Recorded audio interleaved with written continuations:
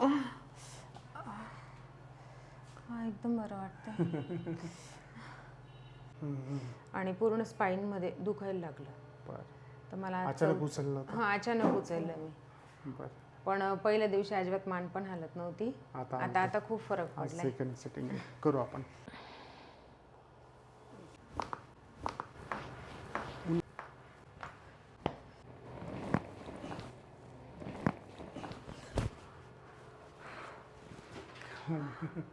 Okay. हां, बरं वाटतंय.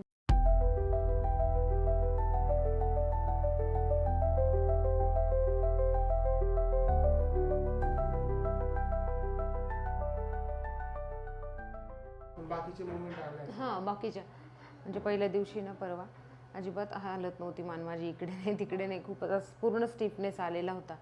पण आता खूप रिलॅक्स वाटतंय.